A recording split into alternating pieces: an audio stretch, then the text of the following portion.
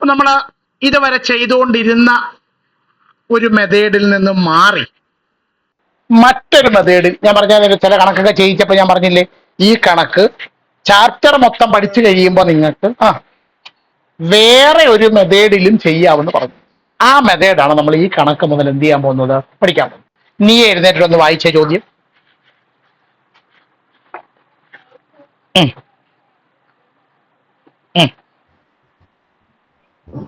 ആ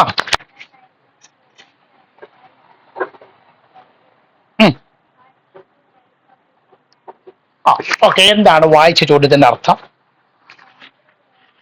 ആ 2 പേനയ്ക്കും 3 ബുക്കിനും കൂടി എത്ര രൂപ?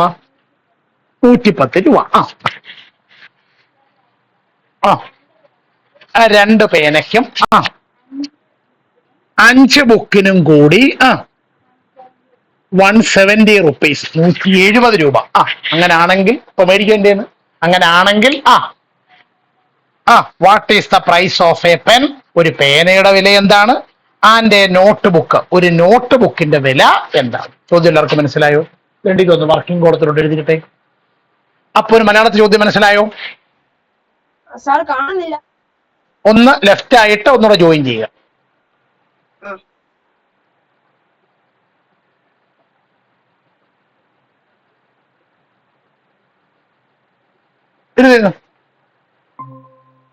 ഇപ്പൊ കാണാൻ പറ്റുന്നുണ്ടോ?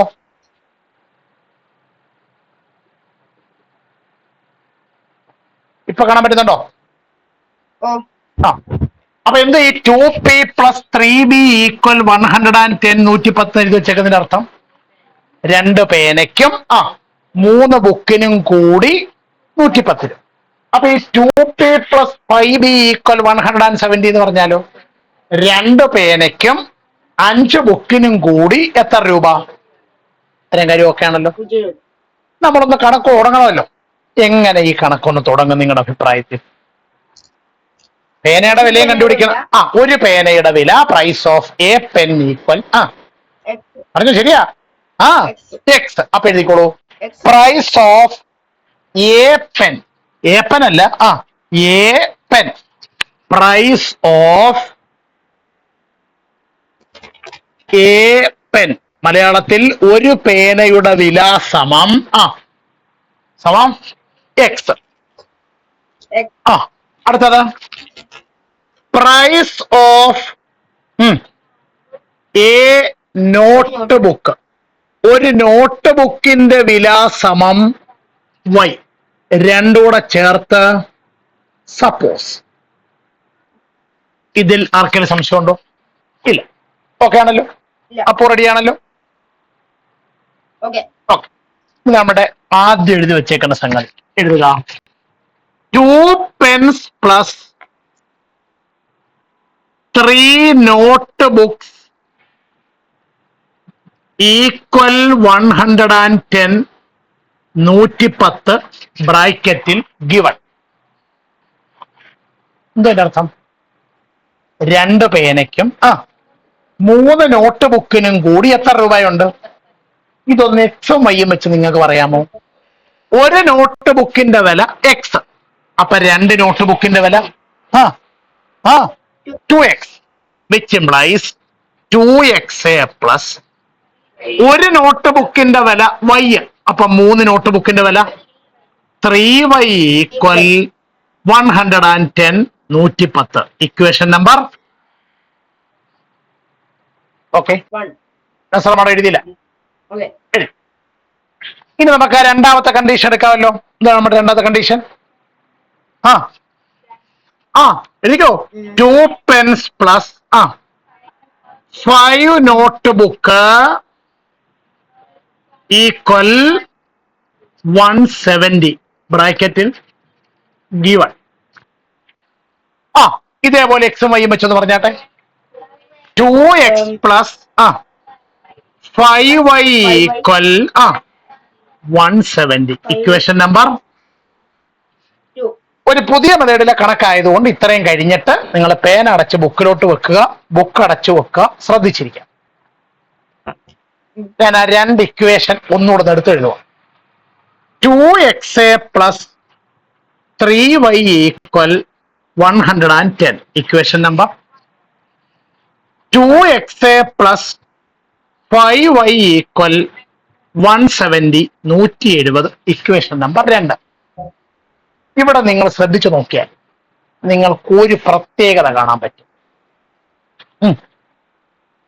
ഒരു പ്രത്യേകത കാണാൻ പറ്റും. രണ്ടിടത്തും ആരുണ്ട്? 2x എന്ന് പറയുന്ന ഒരാൾ രണ്ടിടത്തും.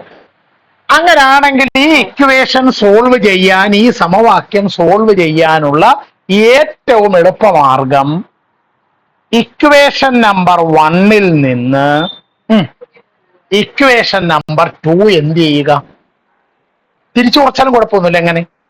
2 നിന്ന് ഇക്വേഷൻ നമ്പർ 2 1 കുറച്ചാലും കുഴപ്പമൊന്നുമില്ല.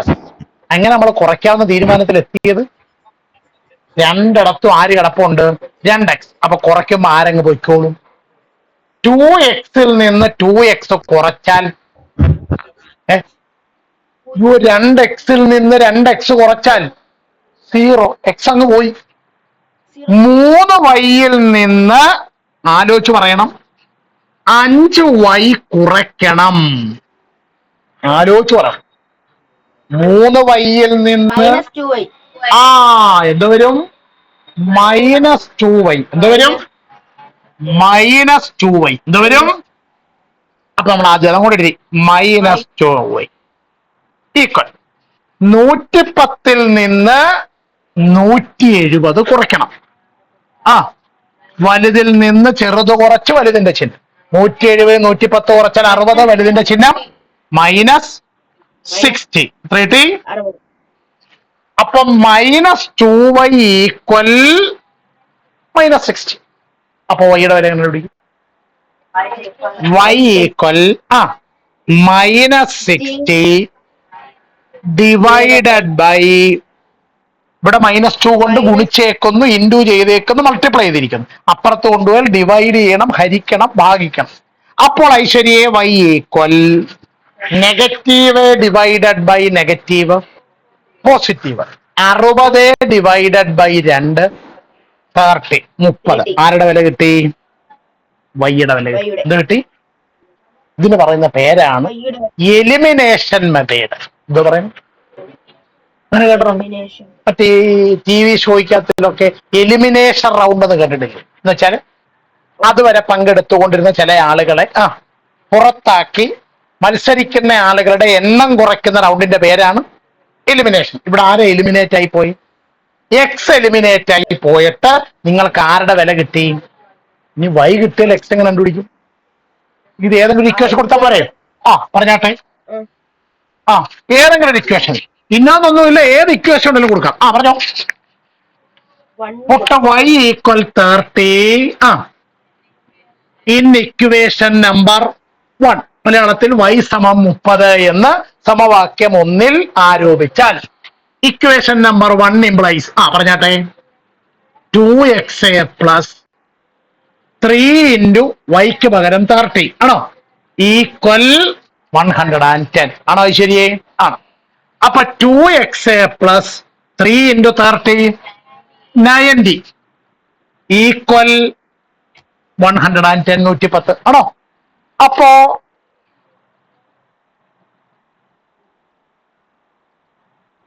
പറഞ്ഞാട്ടെ 2x ഈക്വൽ 110. അതങ്ങനെ -90 വന്നേ? ഇപ്പുറത്ത് കൂട്ടിയേക്കുന്ന 90 അപ്പുറത്ത് കൊണ്ടുപോകുമ്പോ സബ്ട്രാക്ട് ചെയ്യണം, കുറയ്ക്കണം. അപ്പോ 2x ഈക്വൽ ടു 110 90 വെച്ചാൽ 20. 20. അപ്പോൾ എക്സിന്റെ വില 20. പറയാം 20 ഡിവൈഡ് ബൈ 2. എക്സിന്റെ വില അപ്പൊ ആരെ കിട്ടി? എക്സ് കിട്ടി. ഇവിടം വരെ ഒന്ന് വായിച്ചു നോക്കിയിട്ട് മനസ്സിലാകുന്നെങ്കിൽ ബുക്കിലോട്ട് എഴുതുക, ഡൗട്ട് ഉണ്ടെങ്കിൽ ചോദിക്കാം. അപ്പൂന് ഇത്രയും ക്ലിയർ ആയോ?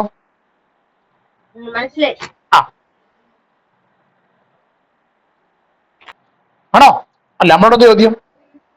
അങ്ങനെയാണെങ്കിൽ ഒരു പേനയ്ക്ക് എത്ര രൂപ വിലയുണ്ട്? ഒരു ബുക്കിന് എത്ര രൂപ വിലയുണ്ട്? ഇതല്ലേ ചോദ്യം. അപ്പൊ എഴുതാട്ടെ, പ്രൈസ് ഓഫ് എ പെൻ. ഒരു പേനയുടെ വില സമം എക്സ് ഈക്വൽ റുപ്പീസ് 10 രൂപ ആണോ? അതല്ലെങ്കിൽ 10 റുപ്പീസ് എന്ന് എഴുതിയാലും കുഴപ്പമൊന്നുമില്ല. അടുത്ത പറഞ്ഞാട്ടെ, price of a notebook, ഒരു നോട്ട് ബുക്കിന്റെ വില സമം y ഈക്വൽ റുപ്പീസ് 30, 30 രൂപ.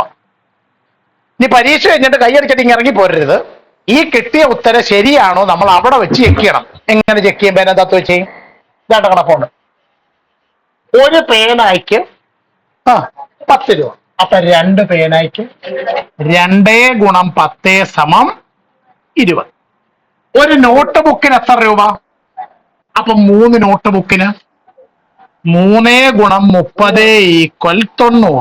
രണ്ടുകൂടെ ആഡ് ചെയ്യൂ, 110. ഇതല്ലേ അടുത്ത കണ്ടീഷൻ. ഇനി രണ്ടാമത്തെ കണ്ടീഷൻ, ഒരു പേനയ്ക്ക് എത്ര രൂപ? 10 രൂപ. അപ്പൊ 2 പേനയ്ക്ക് എത്ര രൂപ? 2 ഗുണം 10 സമം 20 രൂപ. ഒരു നോട്ട് ബുക്കിന് എത്ര രൂപ? 30 രൂപ. 5 നോട്ട് ബുക്കിന് 5 ഗുണം 30, 5 3 15, 150. രണ്ടുകൂടെ കൂട്ടിയാൽ ചോദ്യത്തിൽ പറഞ്ഞ കണ്ടീഷൻ തന്നെ കിട്ടിയില്ലേ? ഇങ്ങനെ വേരിഫൈ ചെയ്തിട്ട് കൈയടിച്ചിട്ട് ഇറങ്ങി പോരാവും. പറഞ്ഞു മനസ്സിലായല്ലോ? ഇത് വർക്കിംഗ് കോളത്തിലോട്ട് എഴുതി. അപ്പോ ഇത് കണ്ടോ? അതൊന്ന് വർക്കിംഗ് കോളത്തിലോട്ട് എഴുതിയിടും.